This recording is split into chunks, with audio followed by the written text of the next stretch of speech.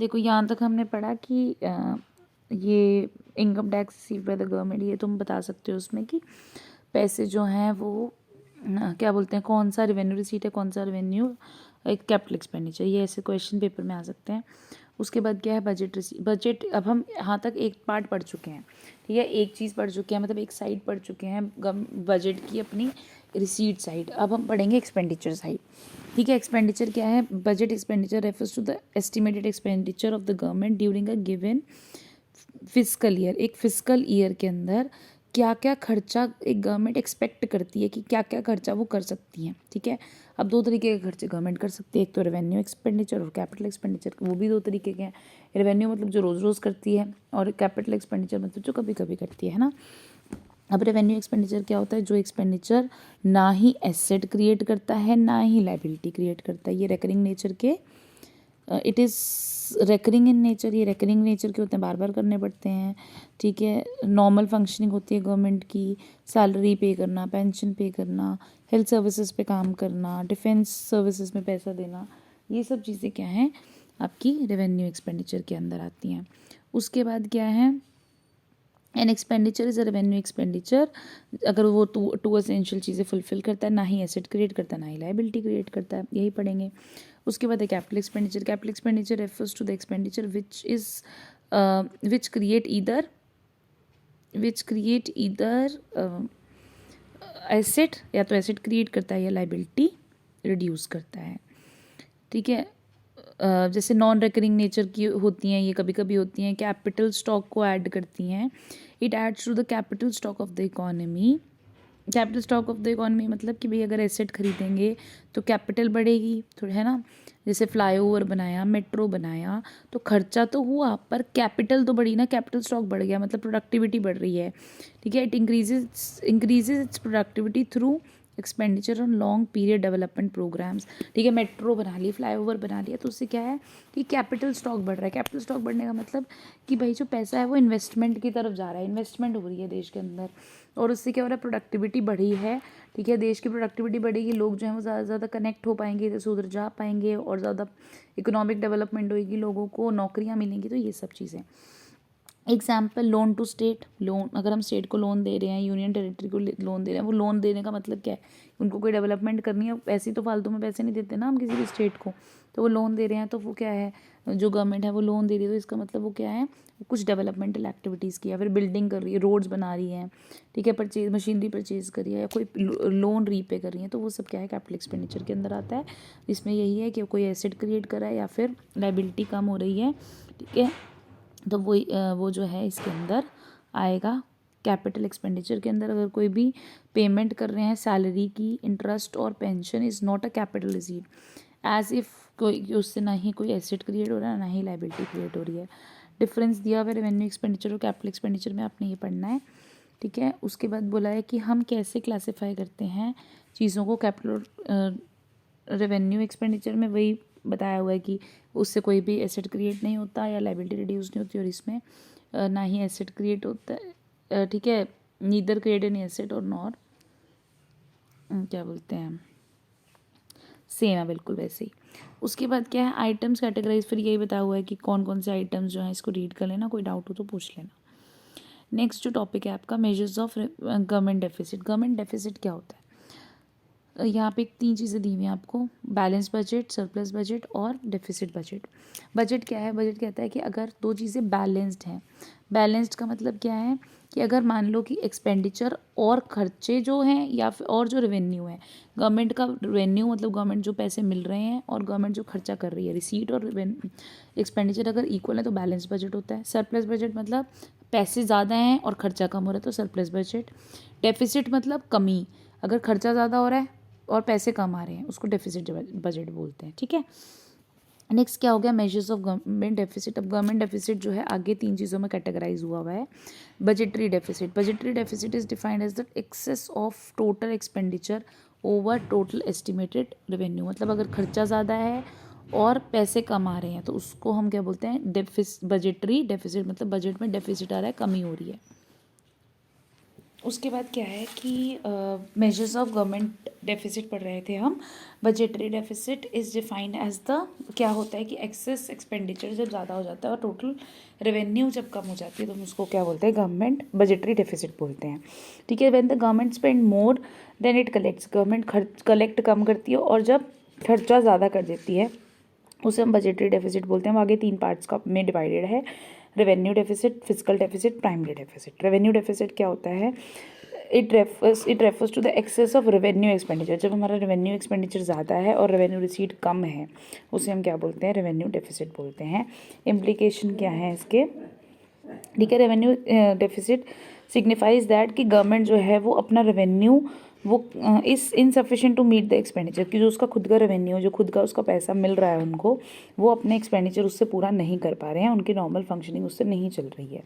ठीक है, इम्प्लीकेशंस क्या है रेवेन्यू डेफिसिट की, इससे क्या हो रहा है कि गवर्नमेंट जो है indicates that the inability of the government to meet its regular and recurring expenditure on the in the proposed budget, कि मतलब प्रॉपर जो उनका बजट है उस बजट में कि भाई पैसा नहीं आ रहा तो वो क्या है, क्या नहीं, खर्चा नहीं कर पा रहे, मतलब अपने उस बजट के अंदर प्रपोज्ड बजट जो है उनका उसमें वो अपने एक्सपेंडिचर रेगुलरली और रिकरिंग एक्सपेंसेस को पूरा नहीं कर पा रहे, इनेबिलिटी है उनकी।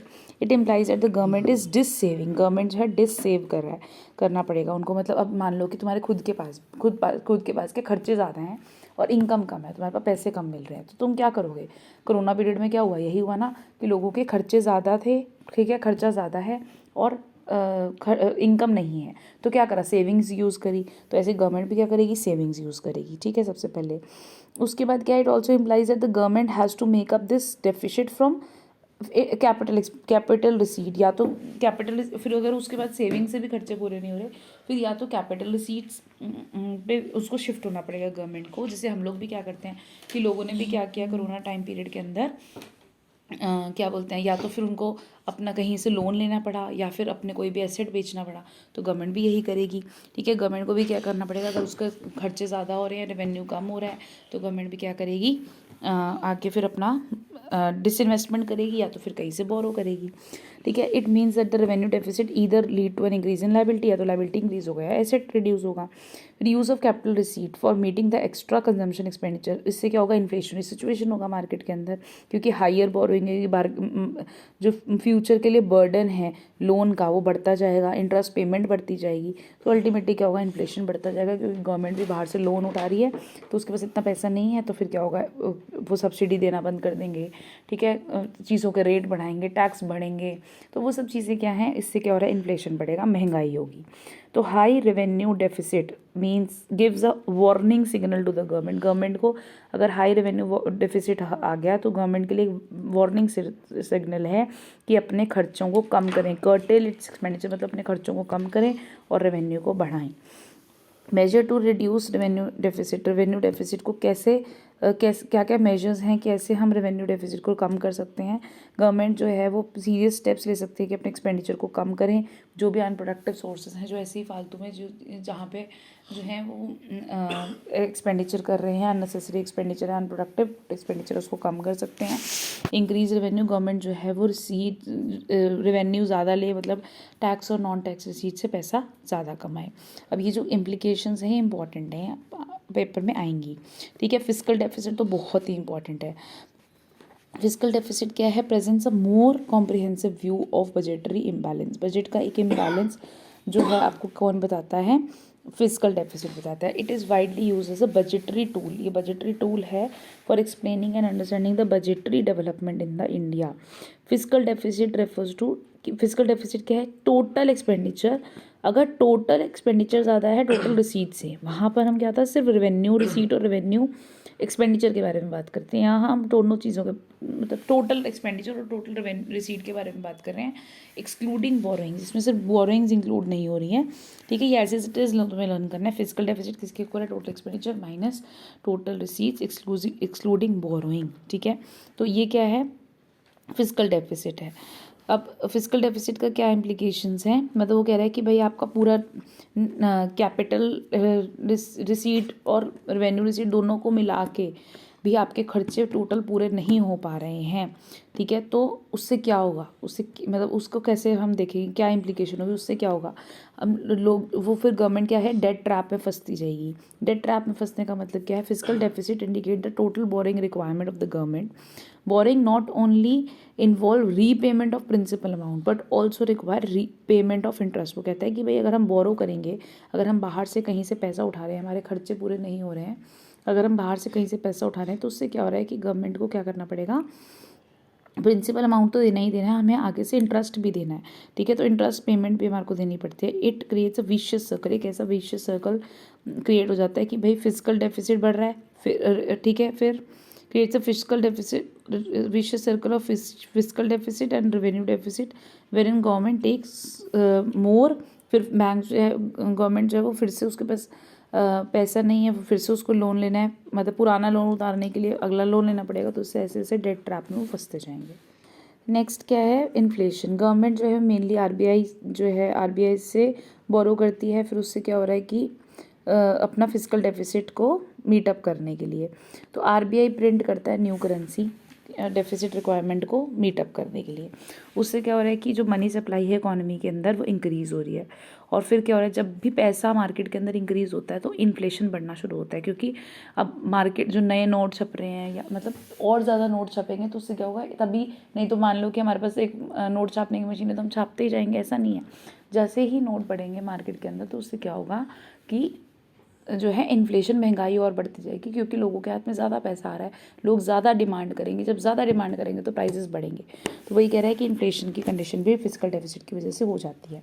उसके बाद है फॉरेन डिपेंडेंस। गवर्नमेंट जो है वो बोरो करेगी या तो रेस्ट ऑफ द वर्ल्ड से, जिससे कि हमारा डिपेंडेंस बढ़ता जाएगा दूसरी कंट्रीज़ के ऊपर ज़्यादा। उसके बाद है hampers the future growth. Borrowing increase the financial burden for future generation. For future generation के लिए अल्टीमेटली जो आज गवर्नमेंट ने लोन लिया है या हमारे कंट्री ने लोन लिया है वो फॉरेन कंट्रीज से, तो वो क्या है, आने वाली फ्यूचर जनरेशन है उन्हीं को ही चुकाना पड़ेगा, ठीक है। तो ये इससे कि एडवर्सली अफेक्ट होता है फ्यूचर ग्रोथ, फ्यूचर में भी ग्रोथ और डेवलपमेंट नहीं हो पाएगा। तो फिजिकल डेफिसिट जो है gives boring requirement by the of the government.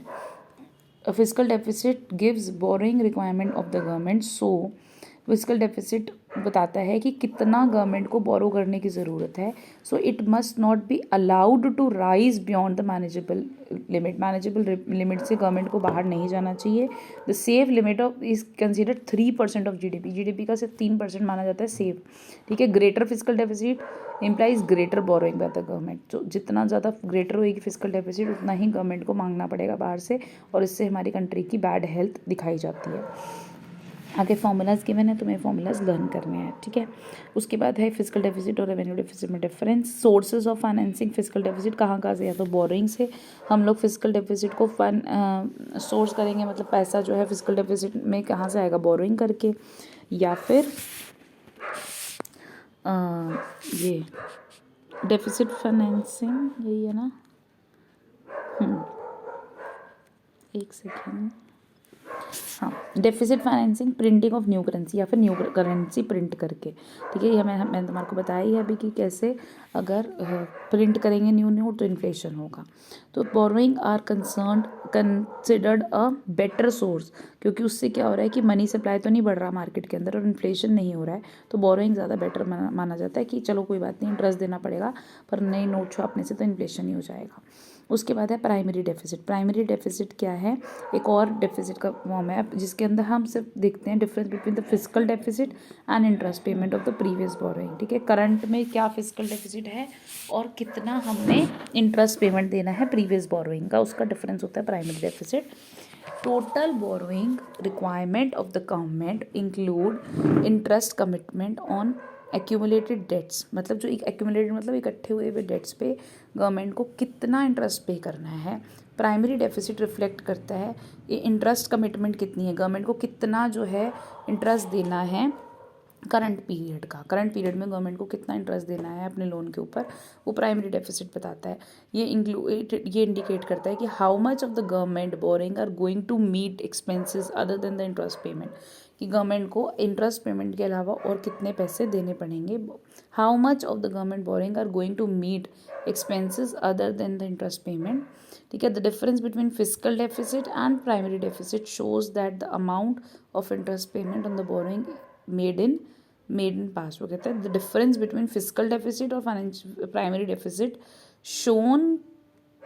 shows the amount of interest payment on the borrowing made in past. कि भाई पास्ट में कितनी बोरोइंग करी हुई है उसका कितना इंटरेस्ट देना है. सो अ ज़ीरो और लो और zero primary deficit indicate that the interest commitment on earlier loan have forced the government to borrow. So a low और ज़ीरो प्राइमरी डेफिसिट इंडिकेट करता है the interest commitment on earlier loan have force the government to borrow. मतलब कि अगर लो है primary deficit या zero है तो इसका मतलब कि भाई फोर्सफुली गवर्नमेंट ने जो है वो लोन लिया है उसको पूरा करने के लिए. तो primary deficit is the root cause of financial physical deficit. Primary deficit एक रूट कॉज है फिजिकल डेफिसिट का. In India interest payment have considerably increase in the recent past. Interest payment ज़्यादा इंक्रीज होने लगी हैं और high interest payment on past borrowing have greatly increase the physical deficit. Physical deficit क्यों बढ़ेगा? क्योंकि पिछला हमारा जो लोन है वो नहीं उतरा, उसके ऊपर हमारे को इंटरेस्ट ज़्यादा से ज़्यादा पे करते जाना है. To reduce the physical deficit interest payment should be reduce through repayment of loan as early as possible. कि हमारे को अपने interest payment to reduce physical deficit को कम करने के लिए हमें क्या करना चाहिए? इंटरेस्ट पेमेंट को जल्दी से जल्दी देना चाहिए एज अर्ली एज पॉसिबल. ये डिफरेंस रीड करना है प्राइमरी और फिजिकल डेफिसिट के बीच में आपने. उसके बाद आपको कुछ इलस्ट्रेशंस गिवन है यहाँ पर. हाँ, यहाँ पे तुम्हें क्वेश्चंस गिवन है. कौन सा पेज है? 16-17. ठीक है, ये फॉर्मूलाज गिवन है उसके बेसिस पे. उसके बाद तुम्हारे को एक क्वेश्चन गिवन है. इसके अंदर तुम्हारे को ये से क्वेश्चन गिवन हुआ है और फिर कुछ वो दिए हैं. ऐसे बोल सकते हैं कि रेवेन्यू डेफिसिट निकालो. तो रेवेन्यू डेफिसिट में तुम्हारे को पता होना चाहिए revenue expenditure minus revenue receipt आपको फॉर्मूला है, उससे आपको निकालने के लिए आ सकता है. फिर ये फॉर्मूलाज गिवन है कुछ रेवेन्यू डेफिसिट के. एक सेकेंड. कुछ यहाँ पे आपको फॉर्मूलाज गिवन है रेवेन्यू डेफिसिट के और ये सब ये लर्न करने हैं. अब ये एग्जाम्पल 1 दिया हुआ है. In a government budget revenue deficit is 35 crore और revenue receipt 70 crore. Capital expenditure 120. ठीक है, तो रेवेन्यू एक्सपेंडिचर निकालना है. ऐसे क्वेश्चन आ सकते हैं. ये सारे क्वेश्चंस करने हैं. इसमें से कोई डाउट हो तो आप पूछ लेना मुझसे. ये प्रैक्टिकल इंपॉर्टेंट है, इसके आ सकते हैं पेपर में. बस विद दिस आपका चैप्टर कंप्लीट है. और इसके बाद ये चैप्टर करने के बाद मुझे बैलेंस ऑफ पेमेंट की पिक्चर्स भेजना.